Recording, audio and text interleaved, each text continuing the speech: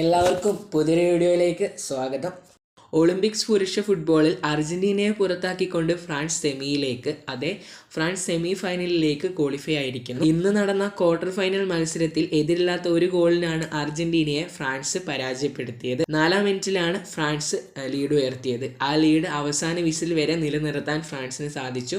അതിനെ തുടർന്ന് ഫ്രാൻസ് വിജയിച്ചു. അർജന്റീന നല്ല രീതിയിൽ മുന്നേറ്റം കാഴ്ചവെച്ചെങ്കിലും ഗോൾ കൺവേർട്ട് ചെയ്യാൻ സാധിച്ചില്ല. അർജന്റീനൻ സൂപ്പർ താരങ്ങളായ അൽവാരസ് അതുപോലെ തന്നെ ഓട്ടോമെൻഡി ഒക്കെ കളിച്ചൊരു മത്സരം കൂടിയായിരുന്നു അത്. എന്നിരുന്നാൽ കൂടിയും അവർക്കൊരു വിജയം കൺവേർട്ട് ചെയ്യാൻ സാധിച്ചില്ല. ഫ്രാൻസിൻ്റെ ഭാഗത്തു നിന്ന് നോക്കുകയാണെങ്കിൽ അവർ നല്ല രീതിയിൽ പോരാടുകയും അവരുടെ ഗോൾ കീപ്പർ 1-2 മികച്ച സേവുകൾ ചെയ്യുന്നതും കാണാൻ സാധിച്ചു. കളി അവസാനിച്ചതിന് ശേഷം ഇരു ടീമിലെ താരങ്ങൾ തമ്മിലും അടിപിടി ഉണ്ടാകുന്ന ഒരു കാഴ്ചയാണ് കാണാൻ സാധിച്ചത്.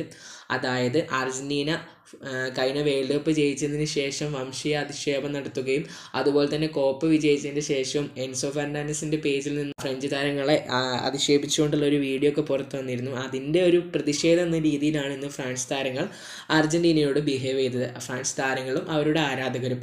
അതിനെ തുടർന്ന് അർജന്റീനയും ഫ്രാൻസും തമ്മിൽ ഇന്നൊരു ചെറിയൊരു ഫൈറ്റ് ഉണ്ടായി. അതിനെ തുടർന്ന് സെമി ഫൈനലിൽ കളിക്കാനിരിക്കുന്ന ഫ്രാൻസിൻ്റെ ഒരു താരത്തിന് റെഡ് കാർഡ് കാണുകയും അദ്ദേഹം പുറത്താവുകയും ചെയ്തു. ഇപ്പോഴുള്ള ലേറ്റസ്റ്റ് അപ്ഡേറ്റ്സിനായി ചാനൽ തീർച്ചയായും സബ്സ്ക്രൈബ് ചെയ്യാൻ മറക്കല്ലേ. Signing off.